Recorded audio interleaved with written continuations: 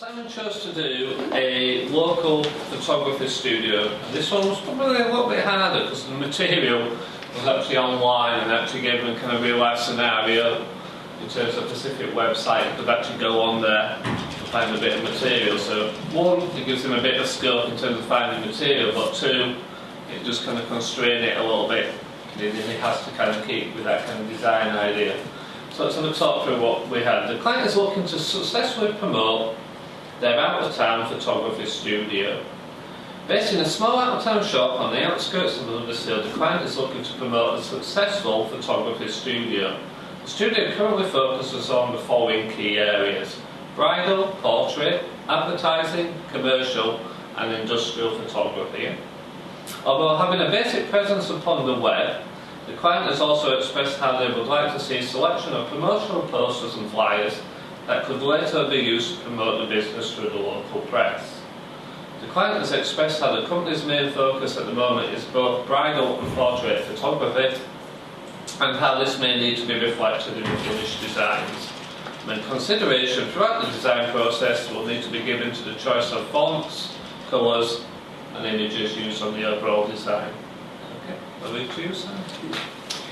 Well, starting off with my ideas, I've decided, well, first of all I need to get the basic messages over. First of all, the name of the photographer and the type of business, it's the photography studio. Plus the different specials that they have at the moment, the 10% off the portraits and the wedding discount. Also, the reason for having the poster in the first place, which is to celebrate the 21 years of trading. So I've done that with the text. Then I thought I need to back this up with sort of some images. So I've used some of my own portraits down here, and also to emphasise the weddings, I've put one of my wedding pictures on here, and also a couple of portrait lights to emphasise on the studio side of the poster. To make these stand out, I was thinking about the background colours. I wanted it to look a bit like a studio background, which a lot of them are sort of gradient.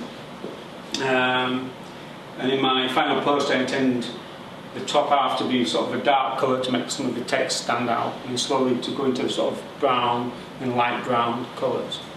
To give like a warm sort of feeling to the poster and to coincide with the wedding picture and the portraits. The text I've still got to work on. I think once I've got my pictures on my poster and I know I want to lay them out, I will look at using some of the Photoshop tools to sort of enhance the text and maybe mess around with it a little bit to make it stand out a little bit more. But the main point is to get I didn't want to put too much onto the board because I do want the images to stand out, but I will sort of blend them in a little bit better at the same time. One of the main problems I have with choosing a photography studio is that there's a big thing in photography: how far can you go with using Photoshop before it stops being photography and it starts being just, graphics. So I don't want to go too far with it, so I only intend to use sort of the basic tools within the Photoshop. But I may cross the line a little bit more within my flyers. That's basically it, really. Okay. So what made you choose kind of bold colours like browns and oranges?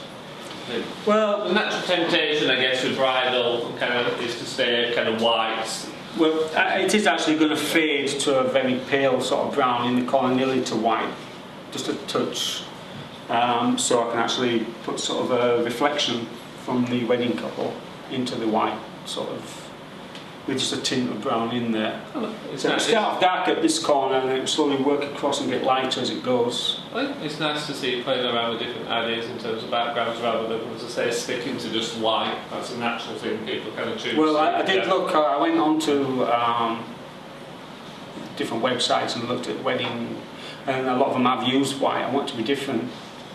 White's sort of getting a bit boring. Sort of, I know a lot of the studios that shoot portraits now are all doing white backgrounds, which to me I have shot white myself with white backgrounds, but sometimes it can look a little cold as well.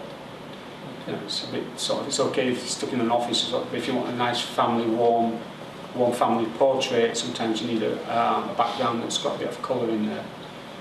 Yeah, so looking at your mobile, it's nice to see you've gone on the net and you've actually picked out the kind of choice of font for Paul's name, but you've also got the 21 years and the 10%, which is on the website. Yeah. So they'll become main kind of focuses. Well, that's it. The whole idea of the studio wanting a poster in the first place is to celebrate the 21 years. Yeah.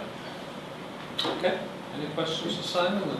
I was just thinking about, like sort of white, like some people have portraits of background of scenery. No. Yeah. Scenery into it. There are a number of backgrounds, as well as thousands of backgrounds. Some have scenery, some have plain. It's down to everybody's preference. I mean, one of the portraits, I could sort of blend the background in there. Yeah, and I've actually thought about doing a very light one, very over the top of the colour, but I want to see how it looks with the images on first, because at the end of the day I want to get the message over about the portraits and the wedding without the background taken away from the actual subjects.